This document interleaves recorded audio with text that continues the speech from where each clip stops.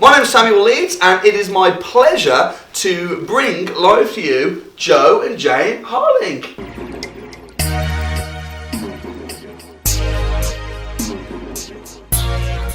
Hi Samuel. Hi Samuel. Hi, welcome to the show. These guys are amazing, and I'm delighted that they've come down to share their story and to talk to you a little bit about some of their strategies, which are very different to the stuff that I usually talk about. So why don't we just kick off? Joe, tell us a little bit about what it is that you guys do and a little bit of background about yourselves. Okay, the background where we started in our previous lives, we used to be hairdressers.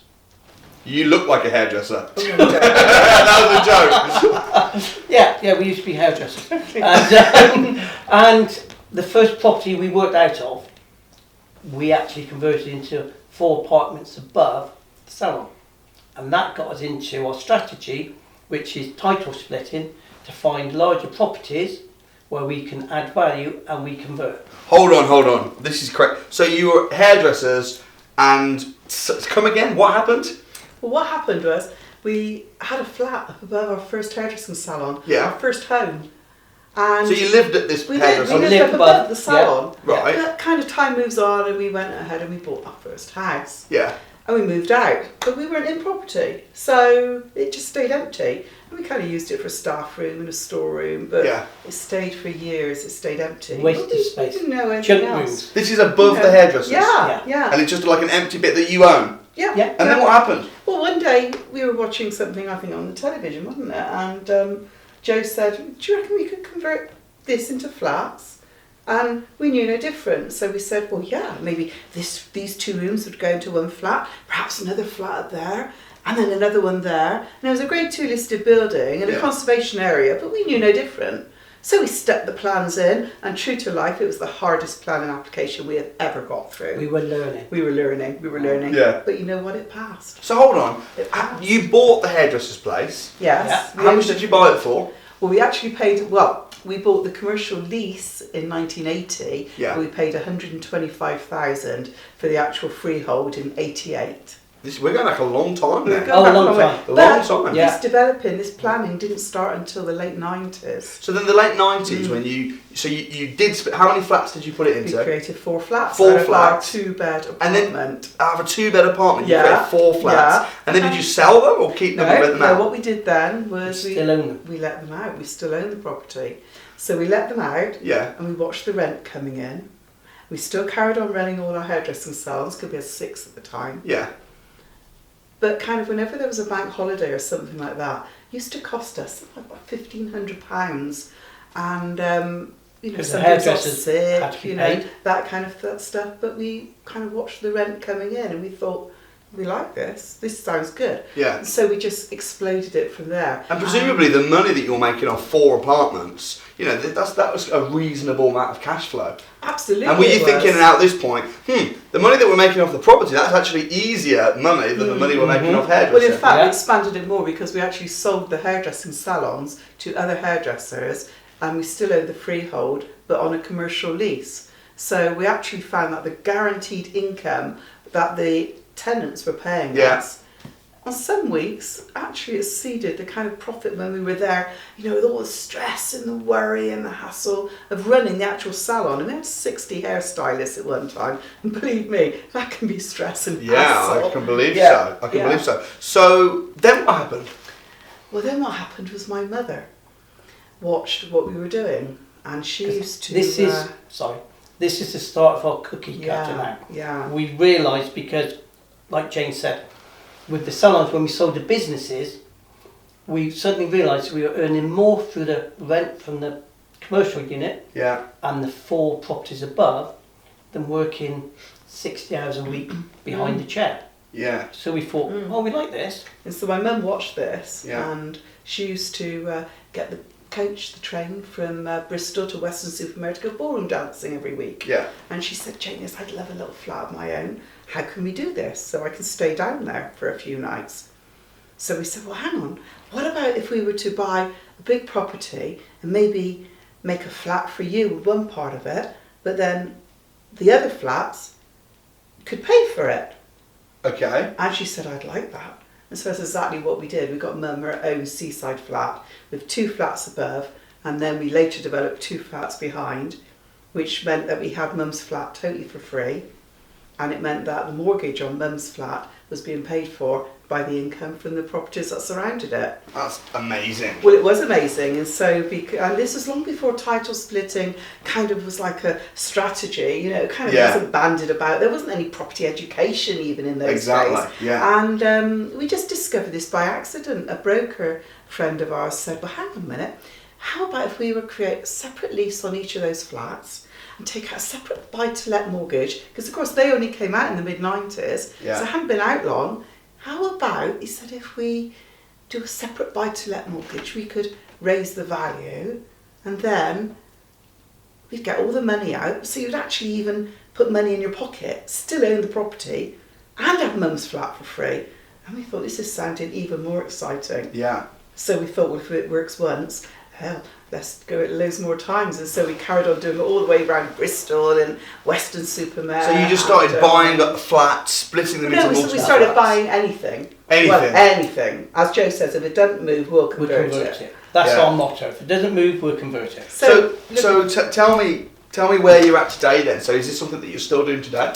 So, very much. Very much. So we often buy commercial buildings. They're not always. Sometimes we buy residential. Yeah. And we don't always turn things residential. Quite often we keep them commercial because we remember the income from our commercial hairdressing salons. So we quite like commercial tenants. That's another story. So we do that quite a lot. But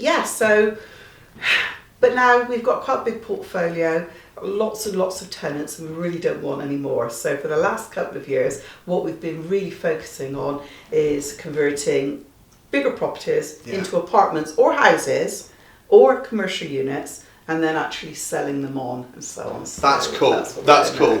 And I think it's amazing how many different ways there are that you can make money in property. Oh, so many. And ours is just one niche. There's so many different strategies, and people are, buying and selling, title splitting, renting. Yeah. I mean, on average, so for instance, tell me, what are you doing at the moment? You're buying a property and you're splitting it up and then selling the flats on or whatever. How much profit would you get out of that? Well, for instance, the latest project that we're just about to start on now, everyone always thinks it has to be an office into flats, and that's kind of not the case at all. So what we're doing is take an ex-cotton mill, and we're not splitting it horizontally at all. We're splitting it vertically because there's too many flats in the area. It's still not appropriate, no demand.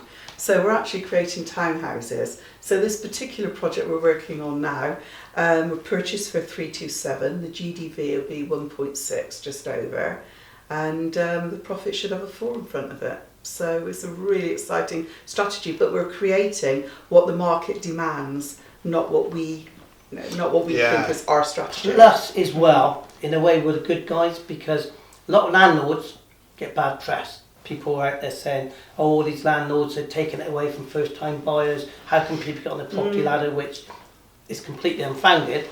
But we would take properties what people don't want, ugly properties, abandoned properties, underused, and we convert them into apartments or into townhouses. So we actually bring back to life properties what have been sat empty for years. We watch with a certain amount of amusement everybody doing, serviced accommodation is kind of like the sexy strategy at the moment, isn't it? And we watch everybody having trouble with, the freeholder and so on. Yeah. And we think, we're the freeholders. We don't have trouble that. If we want to do serviced accommodation, we'll dictate what goes into You're the freeholder. Whenever we retain any property, we retain the freehold. That's nice. Of course you do. So give me an example then. Joe, best property deal that you've done? Best property deal was one of our early ones, which we converted this into. This is when we were hairdressing. We were on strategy, which we were finding. We moved from a rented premises into our own premises, the hairdressing salon, and we converted above into 2 apartments, a 2-bedroom and 1-bedroom, beautiful listed building, oak beams. How much? Now, this is going back a few years. It's going back maybe 20 years. Yeah. But it's all relevant for what it's bought for then, today, and profit. So how much do you think we bought this property for? So before you did anything to it? Yeah. Mm-hmm. It was a opticians who Yeah. moved out into newer, bigger premises. Yeah, sure. 20 years ago. £75,000? Never guess. Less. £20,000. Half that. So you bought it for £10,000 and then you sold it for how much? 190. £190,000. Yeah. That is ridiculous. And how long of a period was that over? There's a couple of years, but the point is that this growth wasn't due to capital growth in the area. Yeah, And yeah. we also earned quite extensive rental profits In the 2 years. in the time. So, that doesn't include. so you the bought it for rental. 10 grand. Yeah. You rented it out for a couple of years, made good income from the rent. Yeah. And then 2 years later sold it for 190. Yes. That's ridiculous. We had the build costs, Yeah. which were Yeah, about 50,000. 50,000. Yeah. But still, that is a big fat Well, it healthy was great profit. because we called that one of our best deals because we had no money, no financing, and little holding costs because we didn't actually own the building while we were actually doing the work as well. Yeah. So it was a truly creative deal that earned profit out of nothing, really. Yeah. Yeah. So, although we so that's what happens at its best when you do it really well. That's what happens when you have to be creative, because Yeah. I think the problem is, as things got too good in Yeah. about 2006, 2007, Yeah, like of course. mortgage express times and that kind of stuff. I think then things kind of got too easy, and because of that, then you maybe think you don't have to be as creative, because you can just go and do things anyway and Yeah. so on. And we look back to some of our earlier times and we think, hey, we were really creative in those And days, we weren't we? enjoy the creative We side. do. Could yeah. you give me an example of a property deal that you've recently done, maybe in the last year or two, that's been a nice, healthy property? Yeah, well, how about the one we're just finishing now? Yeah, It was a care home, Yeah. ex-care home, been trading 30 years and closed down. We got planning permission. It's our first non-listed building since 2010. Yeah. And we got planning permission to convert it into 6 apartments, which we did. Right. And all went through really smoothly planning, all went through smoothly with the build and so on. We actually worked with CGIs and sold it off plan Fab to CGIs. reservations. So it was all sold before the build was completed. Then at the bottom of the garden was a garage, which we've now got planning permission to convert that into a coach house. So we're totally maximising the plot here, throughout and so on. It sounds exciting. So- I want to know the figures. So how much did you buy it Before for? the figures, Yeah. I can say CGI's computer generated images. We've never worked with them before. We've seen other builders using them, Yeah. and we thought we'd try them on this building. And like Jane said, we converted into 6 apartments, and we did these CGIs. So they would come in. The people who do them would come in, they would measure all the rooms. But bear in mind now, this room could be dozen builders in here, no windows in, no doors in. Yeah. They do all the measurements, and then they do a computer generated image of how it's going to look at the finished. Okay. Got you. And it looks fantastic, and they all sold off plan.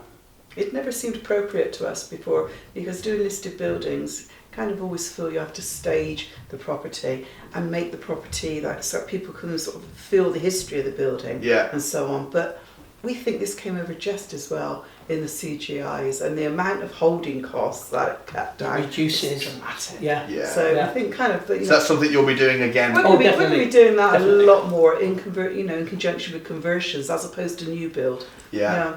So this deal then that you did, what was the cost of buying the? We bought it for £599, so that wasn't below market value or anything. So you bought it for That was market £600,000. value. Yeah. That's market value. Yeah, But then yeah, you yeah. added value We to added it. value, So yeah, how much yeah. is the conversion going to be in total, including all the builders overseeing costs and everything? Well, the building costs come out about £320. Okay, And we've got £320. the coach house to build as well, and the GDV. Now this is where it gets interesting, because Yeah. the GDV, if we go ahead and do the whole lot, is in a region of about 1.4, that kind of region. Yeah. However, we've now got planning permission for the coach house, but before we actually start doing the build, just going through a period now of a couple of weeks where we try and sell it sell it just to somebody else to develop. So we'll take the planning uplift again. And a particular benefit there is to sell to possibly a self-builder, because then they're not liable for the council infrastructure levy, the SIL. So how much profit then, once you've done all the projects, you've bought it for 600, you've spent 320 on the builders, you've then got a few other things to build and do. Profit would be in the late 200s. In the late 200s, yes. That's brilliant. Yeah. And how long is it all going? How long is it going to take? We were in and out in 12 months. We purchased in January last year, so including full planning, including all the bills. The reservations were taken in November. Well, I mean, if you could just do one of those a year, this is what we figure: 1, 2 a year. That keeps us happy. Yeah. We're not into doing these big, kind of 100 flat compartments and and that kind of thing, because we think we would rather have 2 smaller projects, hedging our bets, different areas of town. Exactly. Because you see, remember that we said we bought our first commercial freehold in 1988? Yeah. Well, we really well remember the 88 to 2000, 88 to 91, excuse me, credit crunch. Yeah. Not to mention the latest one, the 2010 one. And so we've always got very much an eye on safety and backups as a result. See how quickly things change. So give me an example. I mean, that sounds wonderful. Buying a property for 10 grand and then selling it for 190, making £200,000-300,000 per deal, doing a couple of those a year. You can see why the strategy is very attractive. Yes. And also, there's no tenants, no need for tenants, and it's fun. I mean, people, me included, just enjoy a project. Yeah. It's fun. And making hundreds of thousands of pounds is also kind of fun. So give me the hard, cold truth, reality of some of the hardships and some of the problems that come along with doing these kinds of deals. Okay. Planners. Planners. Kind of everybody is supposed to follow national guidelines and set, local plans and set policies. That doesn't take into account the human factor. Okay. And it doesn't take into account perhaps the whim of a conservation officer or the whim of a planning officer. Yeah. Or introducing a policy halfway through the build. It's like the coach house suddenly needed 50 square metres of amenity space. We need to concede some of the living room for that. Now, do we agree with that? No, we don't. Yeah. But, you got to do it. That's life, you have to do it. So dealing with getting planning permission on everything. It can be. It's never a guarantee. It's never a guarantee. We can just do all the due diligence. At what point do you get guidance about planning permission? Is it like right at the beginning or? We always get guidance right at the very beginning. Yeah. We would get our consultant. We specialise in listed buildings. A lot of people run away from listed buildings because you need to get planning. If I could just add, for the 20 years we've been doing this, we haven't, touched wood, yet had a conversion planning application fail. Okay. So that's we great. make sure we get 95% certainty that what we're looking at we can convert. So our planning people will ring up the council. The council won't talk to us. They won't talk to Joe Harling, who's he, but they'll talk to John Phillips because he's a planning consultant. So John will ask him, I've got some clients who are looking at ABC, this is what I'd like to do, what are your views on it? Yeah, sure. So if they say, we're not, quite happy about this, then we'll move it forward a bit more. Then what we'll often try and do, we won't always manage to get it, is we'll put in the offer subject to planning. Yeah. So we will buy this building if we will get the planning. Got it. Really good. So everybody needs a John Phillips in their life. Everybody needs a John Phillips. Consultant, somebody who knows policy as well. How do you get a John Phillips in your life? Personal recommendation.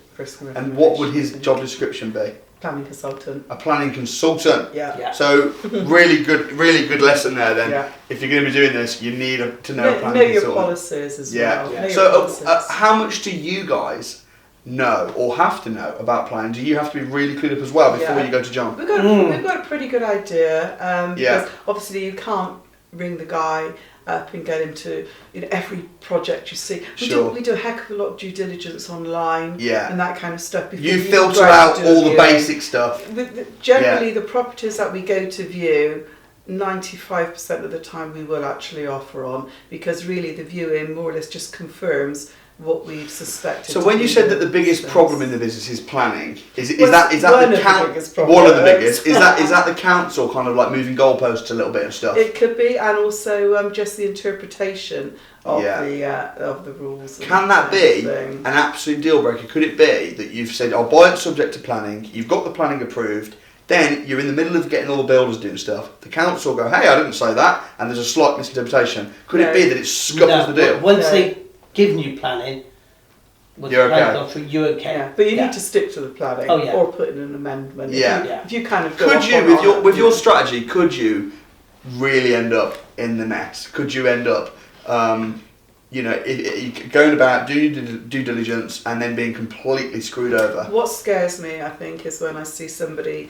have an unconditional offer accepted where they've not done sufficient due diligence, and they haven't got confirmation from at least 2 different planning officers or conservation officers direct to the consultant, preferably in writing, maybe not been through a pre-app or something like that, and so then they've gone ahead and they've put good money down for it. Yeah. They've also not checked the demand of their project at the end, so sometimes they can even go ahead and force through the planning to get something, in that building, and they discover at the end of it there's no demand for it, nobody wants it. Yeah. And that, then you end up with a project that isn't profitable because it doesn't have the right configuration. And that's in bad it. news. And then When you you've can't spent sell it 6 in the months, end. 6 months or 12 months of your life, not to make any money. And when you are bridging in development finance possibly as well, it could be catastrophic. And also if people don't follow what they've been given permission to get planning for. So you could have a 2-bedroom flat and you made it into a 3-bedroom flat. Well, you need to get it all signed off.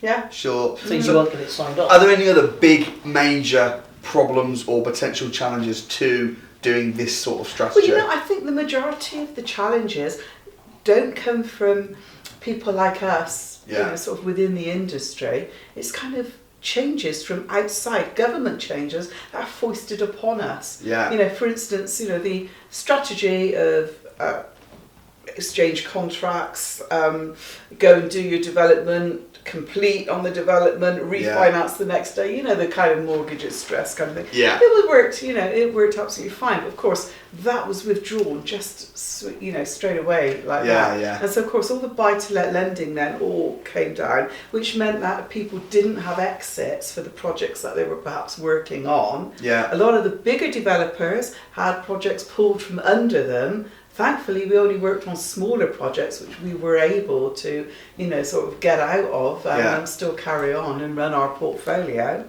And then, of course, all the development finance dried up as well. Oh, yeah. I know there's been major changes that have affected not just you guys, but also The whole industry. Yeah, the whole property industry. So what would you say to somebody that wanted to have a go at doing a project? Even if it's a small project, even if it's just like buying a big house and converting it into 2 or 3 flats. That's exactly where we advise people to start. Right. And do something small. Don't start doing one of these office to 50 flats. Yeah. Start with something that can go into 3, 4 flats, something like that. That sounds great. Or maybe a shop with 2 flats up above, which you can even do under prior approval. Yeah. Perhaps a small office that you can get prior approval to do a couple of flats in. Brilliant. But make sure that there's good demand for whatever you're proposing to build. Make sure the figures really, really stack up. You've double checked everything, and most important of all, back up and then another backup. So we say, even if you're planning on selling,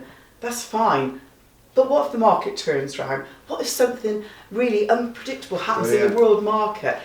Will you be able to rent that property in the same time? Will you be able to carry on renting the property? So you never manoeuvre yourself where you have to sell in the middle of a downturn. Yeah. And then another backup to back that up. If I could just add though, we meet a lot of people who want to get into property. Yeah. And I always say, do your due diligence, put your offer in. If you don't put offers in, you're not going to get anything accepted. Yeah. Then you can do more due diligence once it gets accepted. Yeah. Don't wait for it to be perfect, because if you wait for your website to be perfect, it'll never be perfect. Yeah. It's a fine line, isn't it, between, not wanting to plan that you never do, but at the same time not rushing ahead, because there's nothing more scary than a motivated idiot, that's doing and doesn't have a clue what they're and doing. Of course, you don't want to lose credibility by throwing offers in willy-nilly. Yeah. So let's say someone's watching this video and they're like really inspired. They love the idea of doing projects and title splitting. They heard the story about you guys when you had no idea what you were doing when you were hairdressers. No experience and no skill. Yeah. We can do it. And that's how we all start. That's how I started. Absolutely, No money, no experience, no skill, no network. So let's say someone's watching this video. They go, right, I want to find a big old house where I can see the house. I can see it be big enough to be maybe 3 flats. I can see that 3 flats would sell for this much. This looks really exciting. They view it. Great. They need to know about the planning. They have no clue about whether they'd be able to split it up. Do they have to then find a planning consultant? Yes. I would advise them to. Yeah. That's the thing. Or an architect or somebody. Because Bristol is a green city. You don't need parking in Bristol. Right. Just up the road about 10 miles, Gloucester Road North. South Gloucestershire Council. You do need parking. Yeah. So all councils have got these little whims and quirks and so on. Yeah. That makes sense. So it's exciting. It's a good strategy. You need to take action, but you do need a little bit of support, and you need to know kind of what you're doing. I think it's all about due diligence. Yeah. It's all about due diligence and double checking the How numbers. How many deals are around? Like, are there loads of potential deals around, or is it? There are deals. In fact, as you know, we do mentoring, and one of our mentees one day said, "Oh, I can't find any deals. There's no deals about anywhere." And so when we put the phone down, I just went online, just literally for 5 minutes. Yeah. And I went on there and I found this project, and I thought, well, it looks like a deal to me. Yeah. So did the figures, did a bit of due diligence, a few phone calls. Yeah. Went along to do the viewing. Yeah, this is a deal. That's so good. Yeah, and this is our townhouses with the big profit in it. And do you know what? To this day, I don't understand why nobody else phoned us up to say, what do you think of this? Do you think this is a good project worth going for? It's amazing, isn't it? They are out there. So they are out there. You just got to look for them. If I could just add as well, though, we go to monthly mastermind meetings, and we were talking on our mastermind meeting, and somebody said, "Oh, there's not really any deals around here." And we found a property, rang up, "Is it still on the market?" "Yes, it's on the market."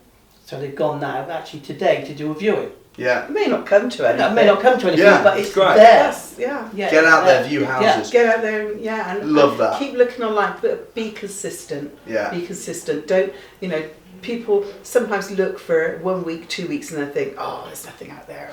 Yeah. I think you just keep on being consistent. Keep on speaking to the agents. Keep on speaking, to everybody you meet. Do you know, actually, our builders have bought us 4 properties in the past. That's great.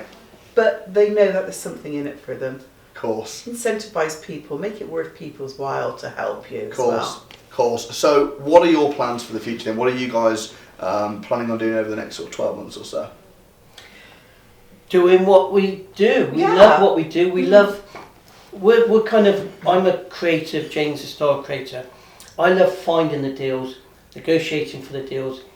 Once the deals get accepted, I haven't got any interest now. I don't care what curtains or what carpet or what colours. Yeah. So I love going out finding the deals. Yeah. So we'll be doing the townhouses build. We're selling a couple of new build planning permissions off plan at the moment. Right.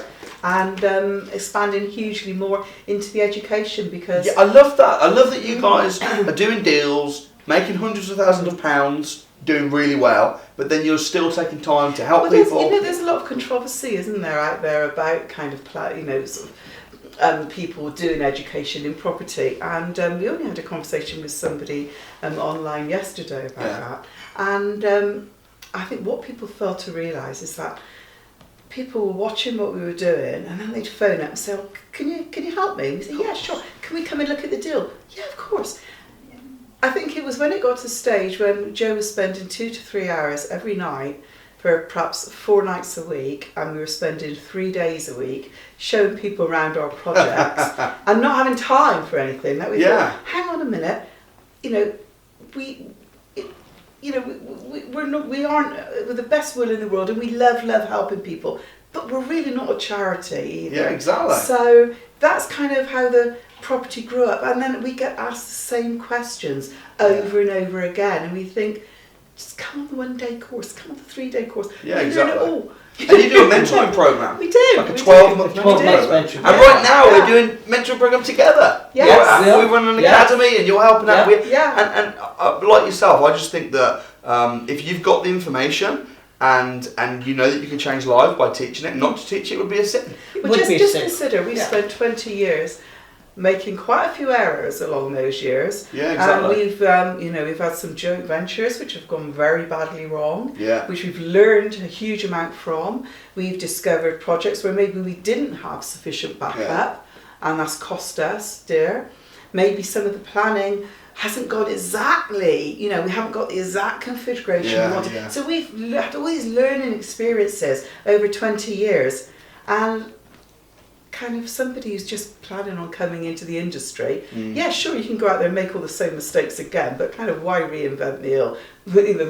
We've made the mistakes. Absolutely. And we can say to you, makes sense. Don't do that because you it may makes sense. want to, And we learn from each other. I've got certain skills, you've got certain knowledge and skills, we share. So that's brilliant. Well, guys, thanks for coming down. If anyone's watching that would like to get in touch, have you guys got a website or something? Yeah, sure. It's winwinpropertybuyers.co.uk. winwinpropertybuyers.co.uk. Check these guys out. They're absolutely amazing. And hope you found that beneficial. Thank you. Thanks, Samuel. God bless you, man. See you later.